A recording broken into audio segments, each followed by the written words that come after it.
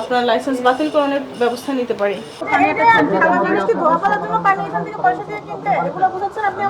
তখনই আমরা বুঝেছি আপনাদের মধ্যে প্রবলেম আছে। দেখে বুঝে যাচ্ছে এই বোতলটা হচ্ছে 5-6 বছর ধরে ইউজ হয়েছে। আপনার কারখানার অবস্থা কোনো কিছুই ঠিক নেই, এত মরা টয়লা, যেখানে আপনার কি বলে কেমিক্যাল ল্যাব, বায়োলজিক্যাল ল্যাব থাকার কথা, সেখানে মানুষজন হচ্ছে ঘুমায়। এটা আসলে কোনো স্ট্যান্ডার্ডের মধ্যেই পড়ে না। পানি কোথায় তৈরি হচ্ছে? কোথায় ফ্যাক্টরিতে নিয়ে যান আমাদেরকে। আর পানি তো এইভাবে তো পরিষ্কার করে না। এই সিস্টেমে তো আপনি পরিষ্কার করে পানি ব্রাশ মারাই তো হয় না, এটা কেমিক্যাল সিস্টেম আছে। বোতলের মধ্যে কোনো ধরনের লেবেল কিছু নেই। চলেন, আপনি আসেন। আরো দেখতেছি আমরা। নিয়ে আসেন।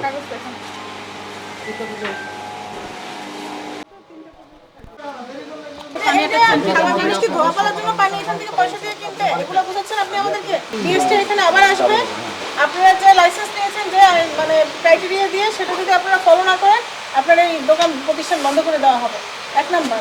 আর সেকেন্ডলি হচ্ছে, আপনি নতুন করে ব্যবসা করতে পারবেন কিনা আপনি ভেবে দেখেন, যদি আপনি আমাদের বিএসএর প্যারামিটার ফলো না করেন।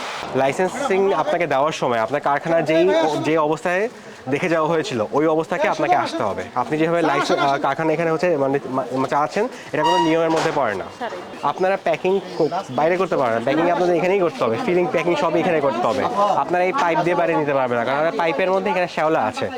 এই শ্যাওলা কিন্তু স্বাস্থ্যসম্মত না। এই শ্যাওলার জন্য, এই পাইপের জন্যই মেইনলি আপনাদের সমস্যাটা হয়। তখনই আমরা বুঝেছি আপনাদের মধ্যে প্রবলেম আছে।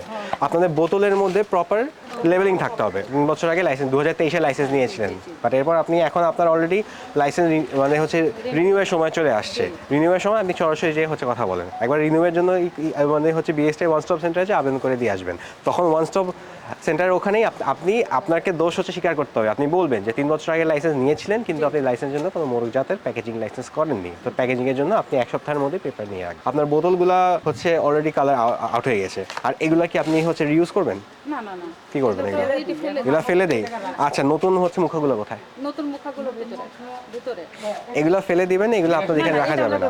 এই ধরনের বোতল কিন্তু কোনোভাবে মানসম্মত হিসেবে পড়ে না। দেখে বুঝে যাচ্ছে এই বোতলটা হচ্ছে 5-6 বছর ধরে ইউজ হয়েছে। এতদিন কিন্তু একটা প্লাস্টিকের বোতল ইউজ করা যায় না। বোতলটা আপনাকে চেঞ্জ করতে হবে, ভালো বোতল ইউজ করতে হবে।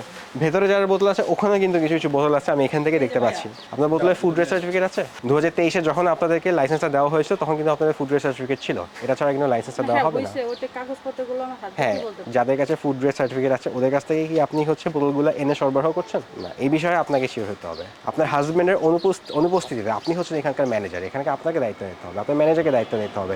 না হলে আপনার ম্যানেজার, কর্মচারী যতজন আছে সবাই কিন্তু এই হ্যাঁ, অবশ্যই রিনিউয়ালের সময় আপনার অলরেডি হতে চলে আসছে। আপনার কারখানার অবস্থা কোনো কিছুই ঠিক নেই, এত মরা টয়লা, যেখানে আপনার কি বলে কেমিক্যাল ল্যাব, বায়োলজিক্যাল ল্যাব থাকার কথা, সেখানে মানুষজন হচ্ছে ঘুমায়। এটা আসলে কোনো স্ট্যান্ডার্ডের মধ্যেই পড়ে না। যদি আপনি এই ধরনের কাজের জন্য কারেক্টিভ অ্যাকশন না নেন, আমরা আপনার লাইসেন্স ক্যান্সেল করে দেওয়া ছাড়া আমাদের কাছে আর কোনো উপায় থাকবে না। আমরা আপনার প্রতিষ্ঠান পরিদর্শনে এটা দেখলাম যে আপনি যে পানি উৎপাদন করছেন এখানে, খাবার পানি, এটিতে আপনারা বিএসআই কর্তৃক যে নির্দেশিত যে প্যারামিটারগুলো, এগুলো ফলো করছেন। আপনাদের পানির যে পরিষ্কার যে প্রক্রিয়াগুলো, এগুলো অনেক কিছুতে আমরা গ্যাপ পেয়েছি। আমরা ওই আপনাদের ল্যাবগুলা অকার্যকর পেয়েছি। এছাড়াও আপনি যেভাবে পানি পরিষ্কার করছেন, জার পরিষ্কার করছেন, এটা নিয়মের আওতায় পড়ে না। তো আমরা আপনাদের যদিও বিএসটিআই লাইসেন্সটি পেয়েছি, আমাদের বিএসটিআই টিম খুব দ্রুত আপনাদের প্রতিষ্ঠান পুনরায় সার্ভিলেন্স করবে। এবং আমরা যদি দেখি যে আপনি বিএসটিআই লাইসেন্স নেওয়া সত্ত্বেও বিএসটিআইয়ের যে প্যারামিটারগুলো ফলো করছেন না, তাহলে সেক্ষেত্রে আমরা আপনার লাইসেন্স বাতিল করানোর ব্যবস্থা নিতে পারি। আর দ্বিতীয়ত, আমরা আপনাদের যে পণ্যের মোড়কজাত যে সনদ, এটা আপনারা গ্রহণ করেন নাই। এবং আপনার যে পানি তৈরি করছেন, এটা যে মোড়কজাত যে সিস্টেমগুলো, সেটাও আপনারা ফলো করেন নাই। যে কারণে আমাদের প্রসিকিউটিং অফিসার ওজন ও পরিমাপ মানদণ্ড আইন 2018-এর 24-এর 1 ধারা এবং 41 ধারায় শাস্তির আবেদন করেছেন। আপনি কি স্বীকার করছেন যে আপনারা যে মোড়কজাত সনদ নেন নাই? আপনি এখানকার ম্যানেজার, আমরা মালিককে পাই নাই। কিন্তু নিয়ম হচ্ছে, আমরা যখন কোনো অপরাধ সংঘটিত হতে দেখবে মোবাইল কোর্ট, সেখানে যে উপস্থিত থাকবে এই কার্যক্রমের সাথে, তাকে আমরা অপরাধী হিসেবে গণ্য করে নেব। আপনার মালিক আপনাকে নির্দেশনা দিয়ে আপনাকে এই কাজটি করাচ্ছে, সুতরাং এই অপরাধের আপনিও একজন সঙ্গী। কারণ আপনাকে আইন কানুনের বাইরে যদি কোনো কাজ হয়, সেটার দায় আপনাকে নিতে হবে। আর এখানে তো সুবিধা হচ্ছে যে প্রতিষ্ঠান এখানে জরিমানা দেবে, এটা তো আপনার ব্যক্তিগত না। যদিও নিয়ম হচ্ছে, আমরা যাকে সামনে পাচ্ছি অপরাধ সংঘটনের সময়, আমরা তাকে অপরাধী হিসেবে ধরে নেব। যাই হোক, আপনি কি স্বীকার করছেন যে এই যে আপনি যে মনোযোগ সনদ ছাড়া বা এইভাবে যে কাজগুলো করছেন এগুলি আইনের বিরুদ্ধে কাজ করছেন? অপরাধ স্বীকার করেন কিনা? সরি, আমরা চেষ্টা করি। চেষ্টা করুন।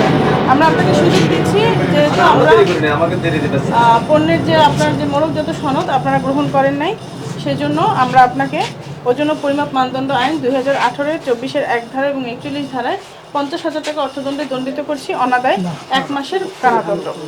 আপনি দ্রুত আপনার মালিক পক্ষের সাথে যোগাযোগ করুন এবং জরিমানাটি আমাদেরকে আদায়ের ব্যবস্থা করুন এবং আপনি পরবর্তীতে যে বিএসটিআই নির্দেশনা অনুযায়ী আপনি কার্যক্রম করবেন। ঠিক আছে, ধন্যবাদ।